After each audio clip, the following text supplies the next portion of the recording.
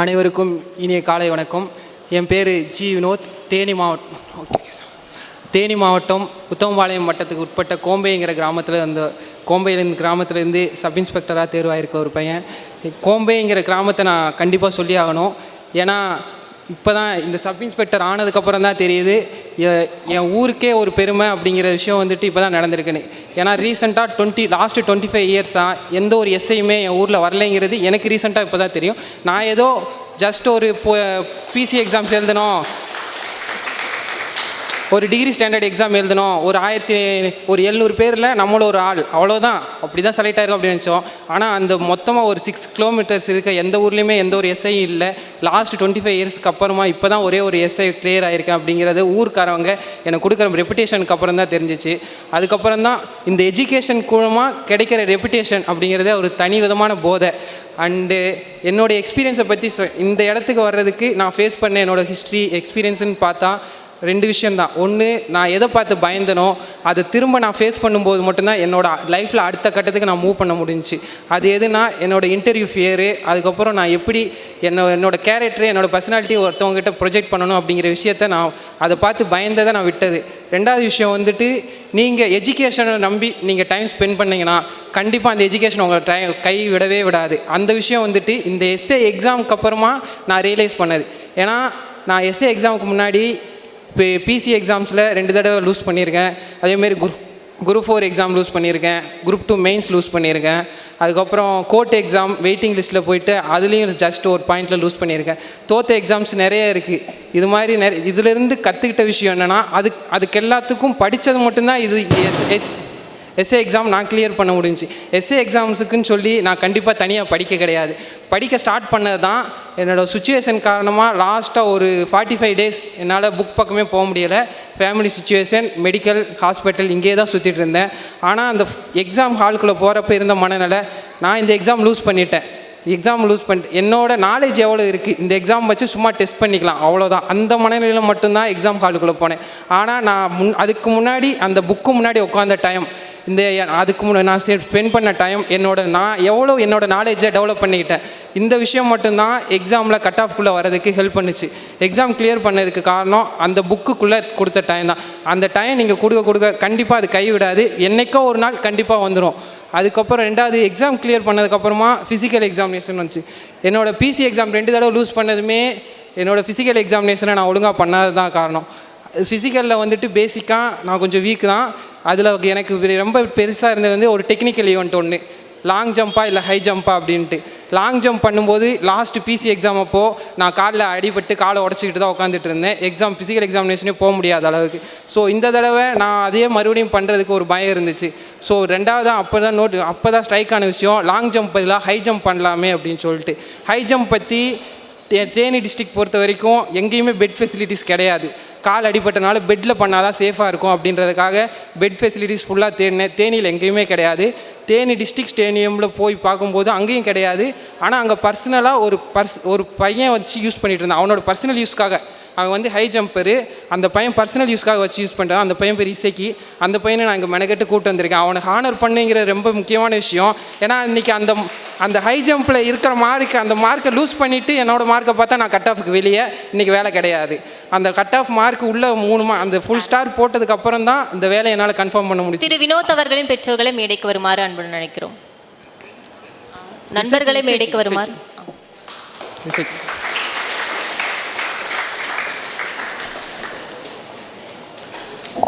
கண்டிப்பாக இசைக்கு நான் வாங்க, இசைக்கு கண்டிப்பாக எல்லோரும் முடியாது நிப்பாட்டி ஆகணும், பெரிய ஹானர் பண்ணியே ஆகணும். அந்த 3 மார்க் மட்டும் இல்லாட்டினா இந்நேரம் கண்டிப்பாக நான் கட் ஆஃபுக்கு வெளியே தான்.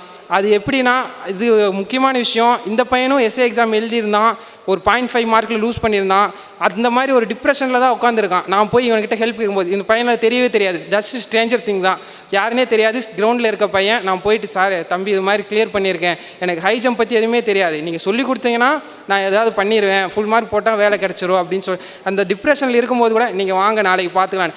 அப்போ நினச்சது ஏதோ கிளப்பு மாதிரி இருக்கும், சார் ஏதாவது ஃபீஸ் எதுவும் பே பண்ணால் சொல்லுங்கள், நான் 8 வந்துடுறேன் நாளைக்கு அப்படின்னு. இல்லை நாளைக்கு நீங்கள் வாங்க பார்த்துக்கலான்னு சொன்னால் அதுக்கப்புறம் தான் தெரிஞ்சிச்சு அந்த மாதிரி கிளப்புலாம் எதுவும் கிடையாது. அந்த பையன் இதுவரைக்கும் இதே மாதிரி நிறைய பேரை ஒரு கோச் அப்படிங்கிற ஒரு அந்தஸ்துலேருந்து நிறைய பேர் ட்ரெயின் பண்ணிகிட்டு இருக்கான். இதுக்கு முன்னாடி ஒரு பையனை போலீஸ் கொண்டு போயிருக்கான், ஒரு பையனை அக்னி பாத்துக்குள்ளே கொண்டு போயிருக்கான். அதுக்கப்புறம் இப்போ ஒரு பையனுக்கு வந்துட்டு ஒரு லாஸ்ட் 2 இயர்ஸாக ப்ராக்டிஸ் கொடுத்து ஒரு பையனோட ஸ்போர்ட்ஸ் கோட்டா வாங்கி கொடுத்து அந்த பையனை இப்போ படிக்க உட்கார வச்சுருக்கான். அடுத்த தடவை கண்டிப்பாக ஏதாவது பிசி இல்லை எஸ்ஐ இதை கொண்டு போயிடலான்ட்டு. அந்த அளவு வந்துட்டு ஒரு ஹெல்பிங் மைண்ட் இருக்கக்கூட பையன். அது அந்த ஒரு இதில் எப்படி போச்சுன்னா, ஃபஸ்ட்டு இவங்க ப்ராக்டிஸ் பண்ணுற டேஸில் மட்டும் நான் பெட்டில் ஜம்ப் பண்ணி ப்ராக்டிஸ் பண்ணுவேன். அது கொஞ்ச நாள் கழிச்சு போனதுக்கப்புறம் இப்போ எக்ஸாம்ஸு ஃபிசிக்கல் எக்ஸாம் நெருங்க உனக்கு என்னைக்கு ப்ராக்டிஸ் பண்ணணும்னு தோணும் அன்றைக்கி பெட் எடுத்து போட்டு ப்ராக்டிஸ் பண்ணிக்கோ. ஏன்னா அந்தளவு ஒரு ஃப்ரீடம் கொடுத்து பெட்டை எனக்கு உரிமையாக்கிட்டான். அவன் ப்ராக்டிஸ் பண்ணுற டைம் போக பெட்டு அவனாக வச்சு ப்ராக்டிஸ் பண்ணிருந்தது. என்னோடய ப்ராக்டிஸ்க்காக நீ எப்போ வேணுமோ அப்படி எடுத்து போட்டு யூஸ் பண்ணிக்கோ. ஏன்னா அது சும்மா கிடையாது, அது காஸ்ட்டு ரொம்ப ஒரு 50K இருக்கக்கூடிய ஒரு பெட் ஃபெசிலிட்டிஸு. அது இங்கே எங்கேயுமே கிடைக்காத விஷயத்த சும்மாவே கொடுத்து அந்த மார்க் இன்றைக்கி வாங்க வச்சு இந்த இடத்த கொண்டு வந்ததில் இசைக்கு பெரிய பங்கு இருக்குது. இசைக்கு அண்டு டீம் அந்த பசங்க வந்துட்டு இசைக்கு ஹை ஜம்புக்கு எனக்கு ஹெல்ப் பண்ணானா, நான் 400 ஓடும்போது என்னை கூடயே புஷ் பண்ணி ஓட வச்சது சுரேந்தர், இந்த மாதிரியான ஒரு பெரிய டீமே இருந்ததுக்கப்புறம் தான் நான் 2 வருஷமாக இந்த விஷயத்தை கிராஸ் பண்ணுறதுக்கு ஸ்ட்ரகிள் ஃபேஸ் பண்ணிருந்தேன். ஏன்னா நான் ஊரில் மட்டுமே பக்கத்தில் இந்த கிரவுண்டில் ப்ராக்டிஸ் பண்ணிருந்தேன். அதில் காலில் அடிபட்டுச்சு, இன்ஜுரிஸ் ஆச்சு, நிறைய ஃபேஸ் பண்ணேன். ஆனால் அந்த விஷயத்தெல்லாம் கடந்து 2 வருஷம் நான் எந்த இடத்துல தோற்றனோ அந்த இடத்துல திரும்ப அதே கிரவுண்டில் ஃபுல் ஸ்டார் வாங்கி ஜெயிக்க வச்சது வந்துட்டு இசைக்கான் டீம் தான். அதுக்கு பெரிய நன்றி சொல்லி ஆகணும். அதுக்கடுத்து வந்து இன்டர்வியூ எக்ஸாம் இது வரைக்கும் நான் ஃபேஸ் பண்ணியிருக்கேன். அதேமாரி ஃபிசிக்கல் எக்ஸாமினேஷனும் ஃபேஸ் பண்ணியிருக்கேன். நான் ஃபேஸ் பண்ணால் முதல் விஷயம் வந்துட்டு இன்டர்வியூ வந்துட்டு இப்போ பயம் கிடையாது, என்னோடய காலேஜ் டேஸ்லேருந்து இன்டர்வியூ பயம். பிகாஸ் இன்டர்வியூ என்னோடய காலேஜில் கேம்பஸ் பார்த்தீங்கன்னா ஒரு 1000 பேர் பாஸ் அவுட் ஆகிட்டாங்கன்னா 800 பேர்கிட்ட வந்து கேம்பஸ் இன்டர்வியூவில் செலக்ட் ஆன சர்டிஃபிகேஷன் இருக்கும். அந்தளவு வந்துட்டு கேம்பஸ் இன்டர்வியூ கொடுத்துருவாங்க. அந்தளவு வந்துட்டு ஜாப் வந்து ரெடி பண்ணி கொடுப்பாங்க. அந்தளவு மாதிரியான ஒரு காலேஜில் தான் படித்தேன். இருந்தாலும் இன்டர்வியூ ஃபேஸ் பண்ணுறதுக்கு வந்துட்டு ரொம்ப பெரிய பயம் இருந்துச்சு. நம்ம போய் முன்னாடி இருக்க MBA ஸ்டூடெண்ட்ஸ் முன்னாடி ஒரு இங்கிலீஷில் பேசி நம்ம எப்படி இந்த வேலையை வாங்க போகிறோம் அப்படின்ற ஒரு பெரிய ஃபியர் இருந்துச்சு. அதே பயத்தோடு தான் இத்தனை வருஷமும் நான் வாழ்ந்துட்டு இத்தனை வருஷமும் நான் என்ன நானே டம்ப் பண்ணிவிட்டு ஒரு 10th லெவலில் ஒரு எக்ஸாம் எழுதுனா போதும். பிசி எக்ஸாம்னா நேராக இன்டர்வியூ கிடையாது வேலை, குரூப் 4னா இன்டர்வியூ கிடையாது வேலை, கோர்ட் எக்ஸாம்னாலும் இன்டர்வியூ கிடையாது வேலை. இந்த மாதிரி என்ன நானே டம்ப் பண்ணிவிட்டு அந்த இன்டர்வியூ ஃபியரை கடக்காமே இருந்தேன். அந்த பயத்தை கடக்காமல் அதே இடத்துல தான் இருந்தேன். அந்த பயத்தை என்றைக்கு கடக்கலாம் அப்படின்னு ஸ்டெப்பு மறுபடியும் அந்த இன்டர்வியூ ஃபியர் எப்போ வந்துச்சுன்னா எஸ்ஐக்கு நீ இன்டர்வியூ அட்டன் பண்ணால் தான் உனக்கு வேறு கிடையாது. இது நீ கடந்தால் தான் லைஃப்பில் அடுத்த கட்டத்துக்கு போக முடியும். இல்லை நீ திரும்பியும் மறுபடியும் போயிட்டு ஏதாவது 10th லெவல் எக்ஸாம்ஸ் தான் எழுதணும். அந்த மாதிரி ஒரு சுச்சுவேஷன் இருந்துச்சு. ஸோ இன்டர்வியூ கடக்கலான்னு முடிவு பண்ணி முன்னாடி ஸ்டெப் எடுத்து வச்சேன். அதில் ஃபஸ்ட்டு வந்துட்டு சுரேஷ் அகாடமி தான். சுரேஷ் அகாடமியில் நடந்த இன்டர்வியூ கைடன்ஸ் கிளாஸ் அட்டன் பண்ணேன். அதுக்கப்புறம் ஃபஸ்ட்டு அவங்க தான் இன்டர்வியூக்காக கால் பண்ணி இன்டர்வியூக்கு டைமாக ஷெடியூல்லாம் போட்டு கரெக்டாக கூப்பிட்டாங்க. ஒரு 1 month டைம் எடுத்துக்கிட்டேன். அவங்க என்னென்ன ப்ரிப்பேர் பண்ணணுங்கிறதையும் சொல்லி அனுப்புனாங்க. டிஸ்ட்ரிக்கு, செல்ஃப் இன்ட்ரோ, அது இது எல்லாமே சொல்லி அனுப்புனாங்க. எல்லாத்தையும் ப்ரிப்பேர் பண்ணிவிட்டு கரெக்டாக மார்க் இன்டர்வியூ கூப்பிட்டாங்கன்னு சொல்லிட்டு வரும்போது பெரிய சந்தோஷம். நம்ம 1 month ஃபுல்லாக உட்காந்து ப்ரிப்பேர் பண்ணியிருக்கோம். டிஸ்ட்ரிக் பற்றி ப்ரிப்பேர் பண்ணியிருக்கோம், கரண்ட் அஃபேர்ஸ் படிச்சிருக்கோம், செல்ஃப் இன்ட்ரோ எப்படி தமிழில் கேட்டாலும் இங்கிலீஷில் கேட்டாலும் எதுனாலுமே 5 நிமிஷம் அடிச்சு விட்டுறலாம் அப்படின்ற பெரிய எக்ஸ்பெக்டேஷனோட நான் வர்றேன். வந்தேன்னு பரமசிவம் சார் தான் சென்ட்ரல் இன்டர்வியூ பேனலில் உட்காந்து முன்னாடி பேசினேன். அவர் சொன்ன மாதிரியே உள்ளே போயிட்டு போனது கேள்வி, உனக்கு ஏன் நான் இந்த வேலையை தரணும்? அப்படியே பிளாங்க்கு ஃபுல்லாக இவ்வளோ பெரிய மொக்க வாங்குறதுக்கு தான் நான் இவ்வளோ நாள் 1 மணி நேரம் உட்காந்து 1 month உட்காந்து படிச்சுட்டு வந்தேனா அப்படின்ற மாதிரி ஆயிடுச்சு. அங்கே கேட்ட கொஸ்டின் எல்லாமே இங்கே கேட்ட கொஸ்டின் திரும்ப அங்கே வந்து இருந்துச்சுன்னா கண்டிப்பாக இதே மாதிரி முழிச்சிருந்தேன்னா வேலை கிடச்சிருக்காது. ஸோ அந்த இதை வந்துட்டு இந்த கொஸ்டின்ஸுக்கெல்லாம் எப்படி ஆன்சர் ரெடி பண்ணணும் அப்படிங்கிற மாதிரியான ஒரு கைடன்ஸும் கொடுத்து இது ஃபீட்பேக்கும் கொடுத்து என்னை சென்ட் பண்ணி விட்டாங்க. ஸோ அதுக்கப்புறம் அந்த இதுலேருந்து நான் கற்றுக்கிட்டு அந்த ஒரு விஷயம் நம்ம என்ன எக்ஸ்பெக்ட் பண்ணுறோமோ அது எக்ஸ்பெக்ட் த அன்எக்ஸ்பெக்ட் அப்படின்வாங்க. நம்ம எதிர்பாராத விஷயங்களை எப்பயுமே சமாளிக்கிறதுக்கும் ஃபேஸ் பண்ணுறதுக்கு ரெடியாக இருக்கணுன்றவாங்க. அதே தான் அங்கே போனதப்பையும் நான் செல்ஃப் இன்ட்ரோ அது எதுவுமே கிடையாது. டீசெண்டாக அவங்க வந்துட்டு நேம்லேருந்து ஆரம்பித்தாங்க. அதுக்கப்புறம் சுச்சுவேஷன் கொஸ்டின் இந்த மாதிரியே போய் இன்டர்வியூ முடிச்சு வெளியே வரும்போதே தெரிஞ்சிச்சு நம்ம முடிஞ்ச வரைக்கும் நல்லா தான் பண்ணியிருக்கோம், கண்டிப்பாக வேலை கிடச்சிரும். அந்த ஒரு ஹோப்ஃபுல்லான மைண்ட் செட்டோடு தான் வெளியே வர முடிஞ்சிச்சு. இதுதான் என்னோடய ஜேர்னி.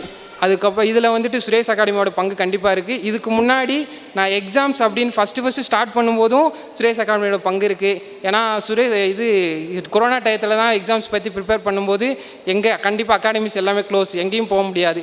யூடியூப்பில் அதே கனிமுருகன் சார் தான், அவர் எடுத்த சுரேஷ் அகாடமியில் ஹிஸ்ட்ரி புக் வாங்கி வச்சுருக்கேன். இது இன்னும் அப்படியே தான் இருக்குது. காரணம் சுரேஷ் கனிமுருகன் சாரோட ஹிஸ்ட்ரி கிளாஸஸ்லாம் ஃபாலோ பண்ணி எடுத்த நோட்ஸ் தான் இன்னும் படிச்சுட்டு இருக்கேன்.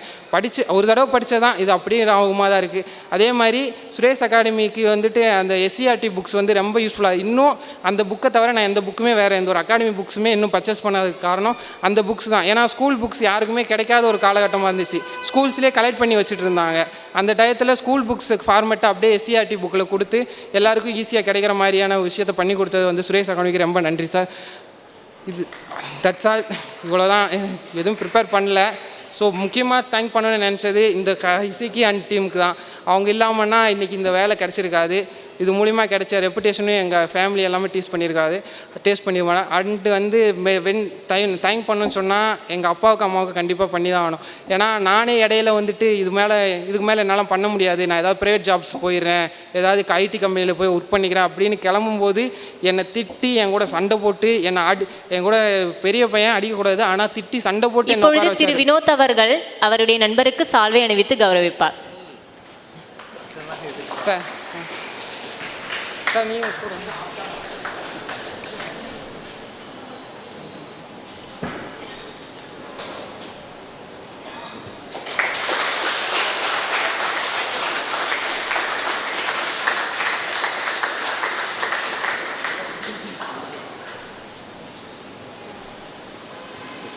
ஓகே அதுதான். அண்டு எங்கள் அப்பா அவர் அந்தளவு என்னை வந்துட்டு திட்டி உட்கார வச்சார். நீ உட்காந்து கண்டிப்பாக முடிப்ப. ஏன்னா கம்மியான மார்க் தான் எடுத்திருந்தேன், ஆனால் அவர் என் மேலே வச்சிருந்த தன்னம்பிக்கை மட்டும் விடலை. இப்போல்லாம் நான் என்ன இன்னொரு தடவை கண்டிப்பாக கிளியர் பண்ணிடுவேன். கவர்மெண்ட் எக்ஸாம் என்ன எல்லோரும் ஒரே அட்டம்ப்டில் கிளியர் பண்ணுறாங்க, அந்த அளவு இருக்காங்க. ஆனால் நீ ஒன்றால் முடிஞ்சப்போ கிளியர் பண்ணால் போதும், அது வரைக்கும் நான் ஃபேமிலியை பார்த்துப்பேன் அப்படின்னு சொல்லிட்டு சப்போர்ட்டிவாக கூட நின்றவர். இது வரைக்கும் ஒரு நாள் கூட நீ வந்துட்டு ஏதாவது ஒரு வேலைக்கு போக வேண்டியது தானே அப்படின்ற ஒரு வார்த்தையை சொன்னாங்க. ஆனால் அவர் எவ்வளோ ஸ்ட்ரகிள் ஃபேஸ் பண்ணுறாரு ஃபேமிலியை ரன் பண்ணுறதுக்கு அப்படிங்கிற நல்லா தெரியும். இருந்துமே வந்துட்டு அதை இது வரைக்குமே காட்டிக்காமல் இப்பயும் இருக்கிற ஸ்ட்ரகிள்ஸ் எல்லாத்தையும் காட்டிக்காமல் நீ நல்லபடியாக பண்ணு, இன்டர்வியூ இதுக்கு எக்ஸாம் ட்ரைனிங் போகிறதுக்கு என்னவோ அதை பாரு அப்படின்னு சொல்லிட்டு சப்போர்ட்டிவாக இருக்கிறது என் அப்பா தான்.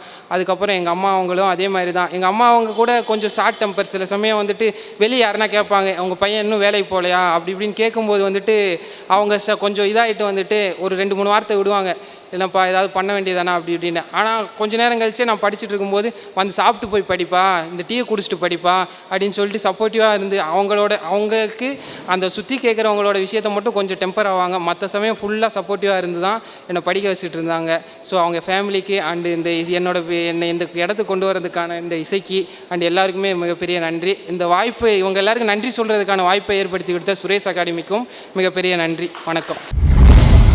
Suresh IAS Academy.